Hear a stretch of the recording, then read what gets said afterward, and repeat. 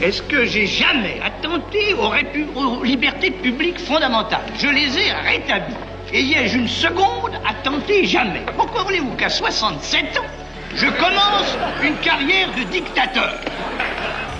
Vous savez que la bombe atomique a explosé ce matin? J'en ai entendu causer vaguement. Qu'est-ce que vous en pensez? Espérons que le résultat a peut-être fait boum, puisqu'on n'est pas plus bête que les autres. Eh bien, je voudrais dire au Premier ministre et à M. Mitterrand qu'on ne construit pas la grandeur de la France avec de l'eau tiède et du chloroforme.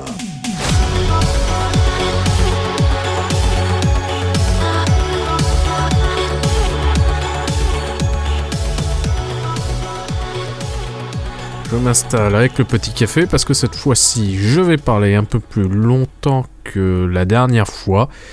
Là, c'est pas un épisode qui va être en rapport avec les autres épisodes. Là, c'est un petit podcast qui va être un peu plus politique que d'habitude. Excusez-moi, je sais que certains n'aiment pas ça, tant pis. J'improvise, parce que là, l'idée me passait par l'esprit. Et je voulais parler un peu du populisme et du complotisme dans cet épisode. Et donc, je vais dire un certain nombre de choses, et je sais que certains vont m'écrire dans les commentaires. Anthony, tu réinventes l'eau chaude, c'est la base, tu apprends rien à personne. Et c'est vrai.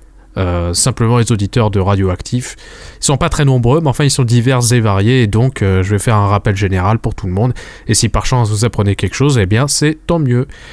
Et donc sur ce podcast, je n'ai que 2 règles concernant les invités et les sujets de façon générale.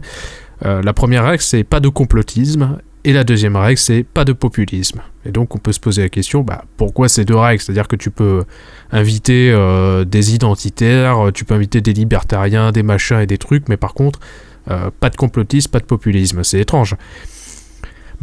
En fait, je vais vous expliquer pourquoi je ne souhaite pas ces 2 éléments. En fait, je trouve que ces 2 éléments qui sont incompatibles avec une pensée saine. Et donc effectivement c'est une pensée qui, moi, je vais l'affilier à la droite, une pensée qui est verticale. Donc je vais vous expliquer pourquoi, et je vais faire un petit développement. Il y a 2 éléments qui sont à prendre en compte, et le premier, en fait, c'est le modèle de la sélection par la parentèle de Hamilton. Ne vous inquiétez pas, je vais expliquer. C'est un modèle qui explique en fait des comportements d'altruisme au sein de la vie organique. Et donc si on revient à Darwin, selon la théorie de l'évolution, eh bien les êtres organiques sont régis par la survie et la reproduction. Mais même pour Darwin, en fait, c'était difficile de comprendre certains comportements, comme par exemple chez les abeilles, on peut se demander pourquoi les ouvrières qui sont stériles se cassent le dos toute leur vie à travailler, alors que finalement elles vont se sacrifier pour une reine et pas se reproduire. Donc c'est quand même étrange. Et même on sait aujourd'hui que la guerre, non, c'est pas le monopole des êtres humains. Les chimpanzés, des groupes de chimpanzés se font la guerre, peuvent entrer en conflit pour du territoire, et notamment quand il y a 2 groupes de chimpanzés qui rentrent en conflit, on pourrait se dire, en tant que jeune chimpanzé de ce groupe, il y a tout intérêt à se cacher et pas aller au combat. Et donc on se demande pourquoi il y a il est difficile de comprendre le comportement d'aller se sacrifier finalement pour le groupe. Et donc, en fait, ce comportement, on le comprend que si on se place non pas du point de vue de l'individu, mais des gènes. Et en fait, si vous voulez, dans cette théorie, qui est notamment vulgarisée par Richard Dawkins dans le gène égoïste, et d'ailleurs c'est le message du gène égoïste, c'est que finalement nous ne sommes que des matrices reproductrices des gènes. Déjà, donc nos corps, les êtres organiques, ne sont que les véhicules des gènes, et donc qui servent juste à les reproduire et à les transmettre soit en nombre, soit à travers le temps, ou les deux, et à travers les générations. Et on comprend alors pourquoi les individus apparentés coopèrent à cet effet. C'est-à-dire que, on va prendre un exemple. Ce que faisait Hamilton, c'est qu'il calculait plus seulement en fait votre valeur sélective vis-à-vis de votre taux de reproduction, mais également celui de vos apparentés.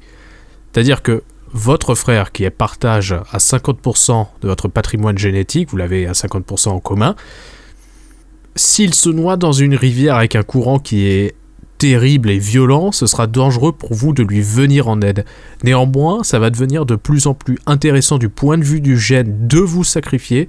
Si vous venez en aide à, par exemple, 3 de vos frères dans la rivière, vous sauverez à ce moment-là 1,5 fois votre patrimoine génétique.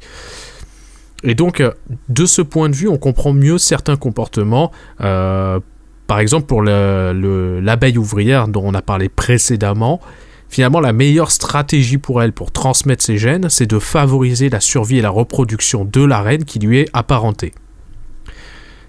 Et donc, on comprend un certain nombre d'éléments comme pourquoi un oncle homosexuel qui n'a pas d'enfant, eh bien, il peut tout de même être très impliqué dans la vie de la famille, et notamment le développement des neveux et des nièces, leur réussite scolaire, etc.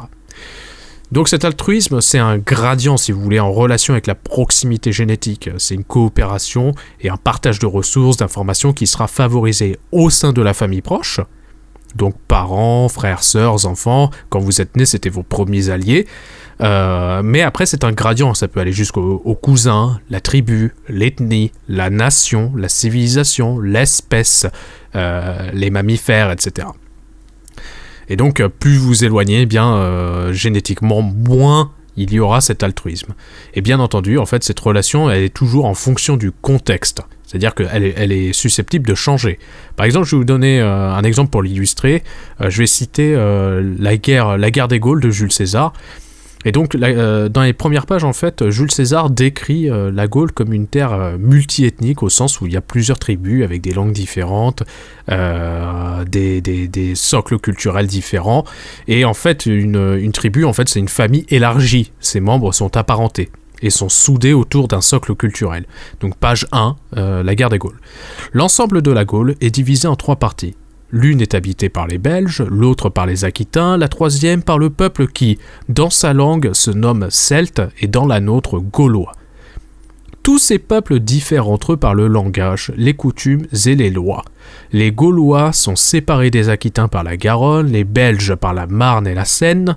Les plus braves de ces peuples sont les Belges parce que ils sont les plus éloignés de la province romaine et des raffinements de sa civilisation, parce que les marchands y vont très rarement et par conséquent n'y introduisent pas ce qui est propre à amollir les cœurs, et enfin parce qu'ils sont les voisins des Germains qui habitent sur l'autre rive du Rhin, avec qui ils sont continuellement en guerre.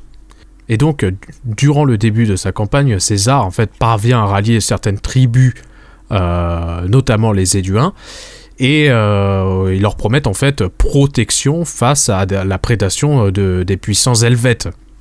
Et donc vous voyez tout de suite que avant l'arrivée de César, finalement, il y a un conflit interne, il y a des tribus qui n'hésitent pas à être prédateurs de d'autres habitants de la Gaule, qu'ils ne considèrent pas du tout comme faisant partie des leurs. Donc je continue la citation. Les Helvètes avaient franchi les défilés et traversé le pays des Sécanes. Ils étaient parvenus chez les Éduins et ravagé leurs terres. Ceux-ci ne pouvaient ni se défendre ni protéger leurs biens.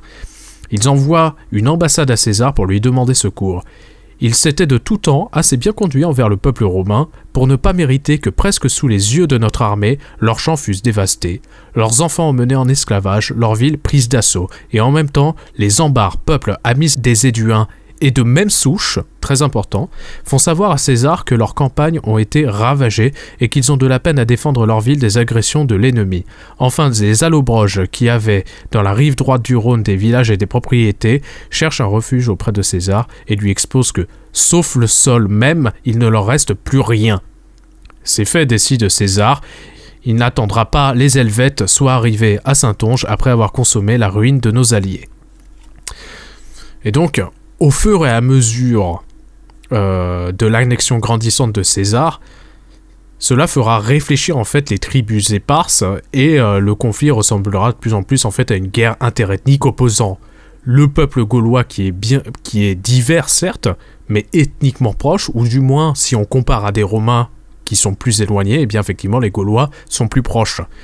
Et donc malgré le fait que je vous ai montré via ces citations qu'il y avait aucune solidarité entre ces différentes tribus, finalement petit à petit ça change.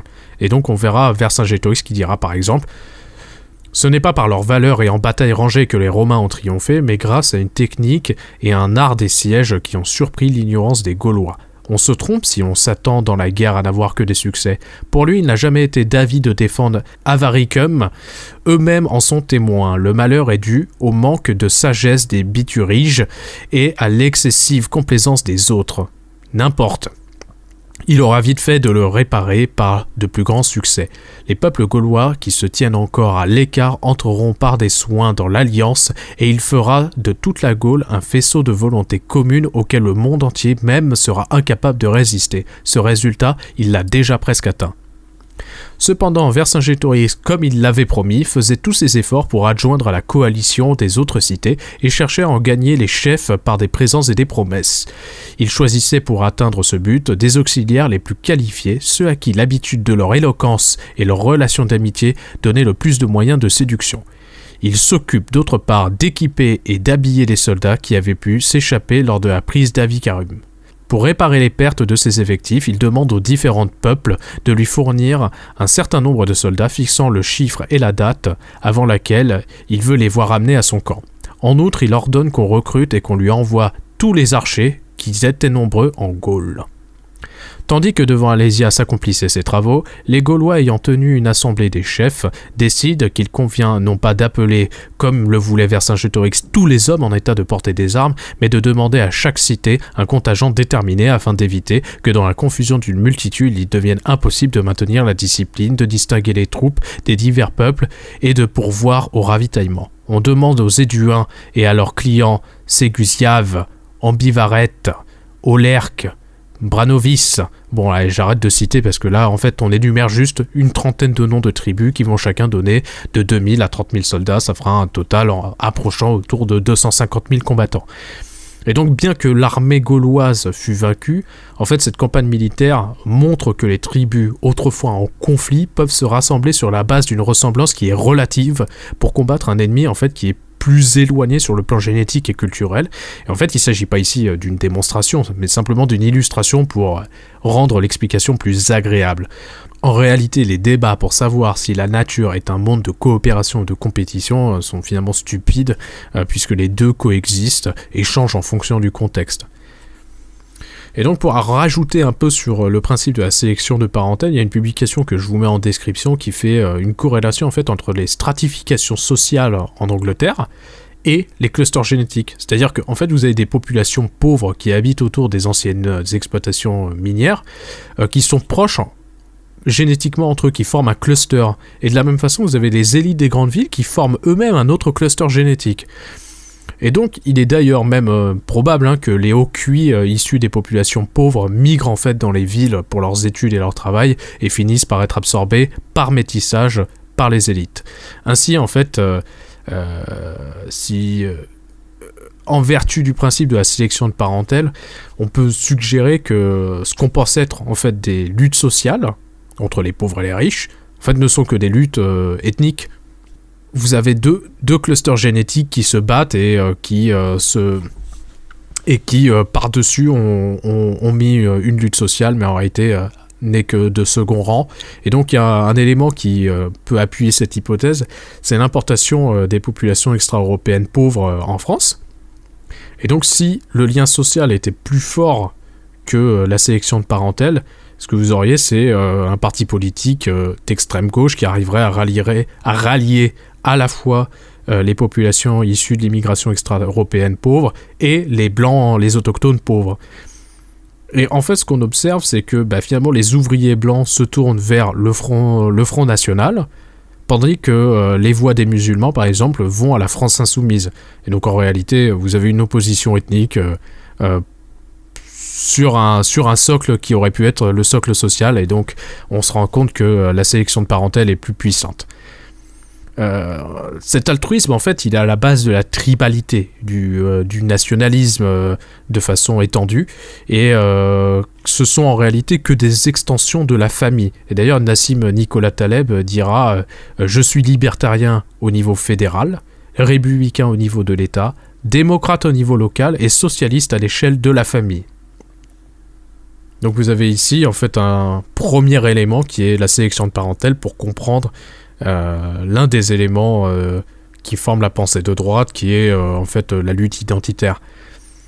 Le second élément pour comprendre la pensée en fait de droite, c'est la verticalité, et donc elle se base sur la variabilité des capacités cognitives entre les individus. Ce qu'on sait, c'est qu'il y a de la variabilité entre les individus. Par exemple, si on prend la taille, ça peut aller d'un extrême à un autre avec tout un gradient autour, et ça forme une courbe de Gauss. Et donc, en fait, les capacités cognitives qu'on le mesure notamment par les tests de QI, c'est pareil. Et elles sont largement d'origine génétique, c'est des choses qu'on sait maintenant avec les études des jumeaux. Et donc, cette variabilité, elle est également entre les individus d'un même groupe. Et donc, en l'absence de privilèges, par exemple, comme on jouit la noblesse et le clergé, les individus sont soumis à un certain darwinisme social, puisque se génère, via l'instruction généralisée, les concours et puis le marché, une hiérarchie au sein de la société. Et c'est cela, par exemple, qu'on va mesurer notamment, on va avoir une valeur prédictive via le QI, et si vous prenez en plus en compte l'altruisme au sein d'un groupe ethnique, finalement, votre volonté en tant qu'individu dans cette communauté, c'est d'être dirigé par le meilleur de ce groupe, celui qui possède les capacités cognitives les plus élevées, et qui mettra ses extraordinaires facultés au service du groupe. Et donc, vous avez quelque chose qui est intéressant, c'est 2 études que je vous mets également en description, qui suggèrent que avoir l'air compétent pour un homme politique est un meilleur prédicteur de la victoire électorale que avoir l'air, par exemple, digne de confiance ou d'être séduisant. Et donc, en fait, ce que suggère cette étude, c'est qu'on cherche avant tout un chef qui sait ce qu'il fait et qui va nous être bénéfique. Et c'est pour cela que, par exemple, Jean-Marie Le Pen n'a jamais gagné, que Marine Le Pen et Éric Zemmour, je pense, ne gagneront jamais les élections, mais qu'en revanche, Nicolas Sarkozy, Donald Trump ou Emmanuel Macron, oui. Parce que, indépendamment de la vérité, là, je vais pas dire s'ils sont compétents ou pas, j'en sais rien du tout, mais ils ont l'air compétents, ces 3 personnes, de Sarkozy, Donald Trump, Emmanuel Macron, et le bagage, en fait, est primordial. C'est pas juste une allure, des vêtements, une voix, n'importe quoi. C'est vraiment le bagage qui est primordial. Même quand on sait très peu de choses sur ces gens, qu'est-ce qu'on sait ? Ils viennent de grandes études, ils ont été cadres dans des grandes sociétés, peut-être même certains, ils ont été ministres, et donc, en fait, ce sont des signes... aux yeux des individus, ce sont des signes que ce sont des professionnels, des managers, des leaders, et c'est des signes de compétences professionnelles qui sont totalement absents, que ce soit chez les Le Pen ou chez Éric Zemmour. De toute façon, bon, de toute façon, l'angle mort des militants extrêmes, c'est toujours la réussite scolaire et la réussite professionnelle. En fait, c'est de toute façon les 2 seuls éléments qui font de vous quelqu'un d'important dans notre société, mais qui sont éternellement ignorés par les militants. Donc les résultats électoraux sont sans surprise. Et donc, si vous voulez, cette hiérarchie cognitive au sein d'un groupe ethnique, c'est finalement le deal entre l'ouvrier et l'ingénieur. C'est-à-dire que l'ingénieur met au point des plans d'un chantier et dit à l'ouvrier « Pose du béton là et vise des écrous ici. En échange de ton labeur, je te donnerai un salaire et la promesse que tes enfants paieront leur électricité moins cher. » Et donc, intéressé par l'argent et sans prendre en compte la fin de la phrase, l'ouvrier accepte. Il exécute son travail sans comprendre la finalité, et lorsque le chantier est achevé, une centrale nucléaire produit une énergie peu coûteuse au bénéfice de la descendance de l'ouvrier.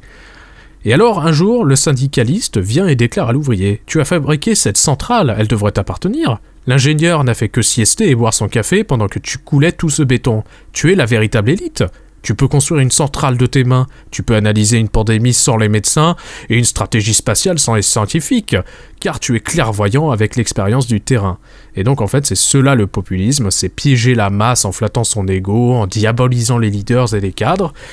Et en fait c'est du gauchisme, c'est ce qui... C'est du gauchisme et ça s'accompagne systématiquement du complotisme, que l'on vienne à parler de la domination bourgeoise, de la franc-maçonnerie, du sionisme, du pouvoir blanc patriarcal, c'est toujours la contestation de la hiérarchie cognitive par des délires enfantins. Et donc on voudrait finalement nous faire croire que la parole de tous vaut la peine d'être écoutée, que tous les idiots de nos villages ont une fine analyse à partager en virologie, en géopolitique, en politique énergétique, et donc les réseaux sociaux deviennent l'agora de l'idiocratie. Et si vous prenez en compte la sélection par la parentèle et la disparité de QI, en fait vous avez les 2 éléments pour comprendre l'ensemble des luttes et visions liées à la droite, donc la lutte identitaire et la verticalité. 2 conditions qui sont, à mon sens, c'est mon avis, des conditions nécessaires pour, quand vous décrivez quelqu'un comme étant de droite, en fait, s'il n'a pas l'un des 2, pour moi, il n'est pas de droite. Et donc, vous comprenez que, par exemple, les souverainistes, tous ceux qu'on appelle les rouges-bruns, moi, je trouve qu'ils sont pas très bruns, je trouve qu'ils sont très rouges, plutôt. Parce qu'ils n'ont ni la verticalité, ni la lutte identitaire. Ce sont en fait littéralement des communistes à l'échelle nationale. Là, honnêtement, je rigole pas. Hein. Le programme, c'est du communisme à l'échelle nationale. Et donc, pourquoi l'échelle nationale ? Mon hypothèse, c'est juste parce qu'ils sont nuls en anglais, donc c'est compliqué de viser l'international.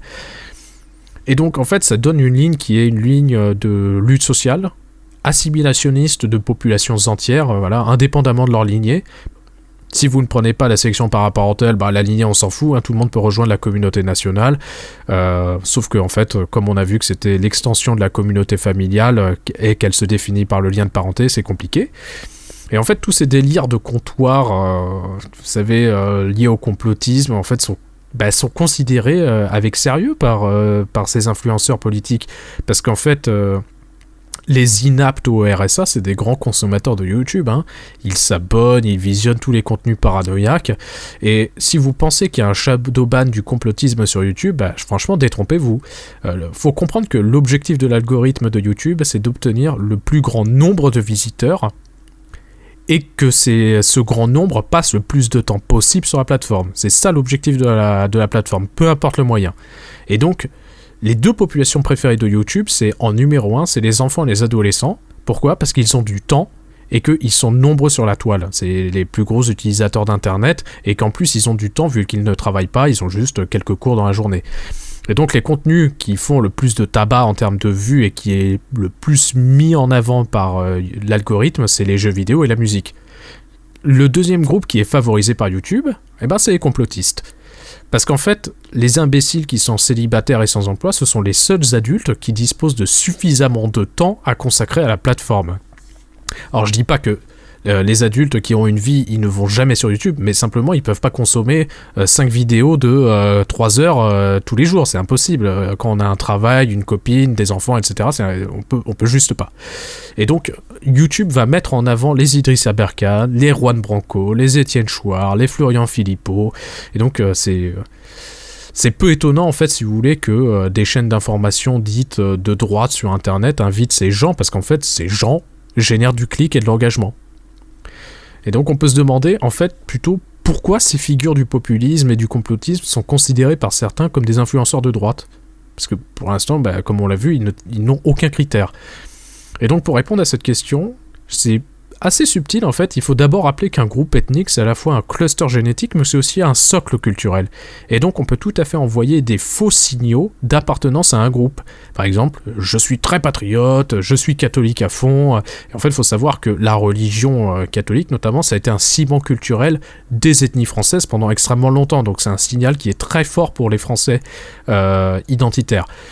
Et donc, je combattrai pour la France. C'est des signaux, en fait, qui n'engagent à rien. Hein. Moi, je dis ça, c'est gratuit. Hein. Ça m'a coûté 0€. Et pourtant, ça provoque, en fait, chez certains identitaires, un lien de confiance. On se dit, il est du même gang, il est de la même tribu. Il y a un lien de confiance qui se fait. En fait, c'est du virtue signaling de droite. Et on peut, en fait, aisément l'utiliser pour manipuler cet électorat. Et donc, en fait, le contenu que je produis sur cette chaîne, ça n'a jamais eu pour vocation d'être consommé par un grand nombre. Ce que je fais, c'est pas particulièrement élitiste, hein, mais je refuse juste de produire de la merde, genre pour une masse d'inaptes que je méprise. Radioactif, en fait, c'est fait pour les gens qui sont normaux, ceux qui font des études, trouvent une copine, un copain, trouvent un job, font des enfants. Voilà, ce sont de toute façon, tous ceux que j'ai cités, ce sont les seules personnes en fait qui changent le monde. Hein, les militants, à part pleurer, ils ne font rien.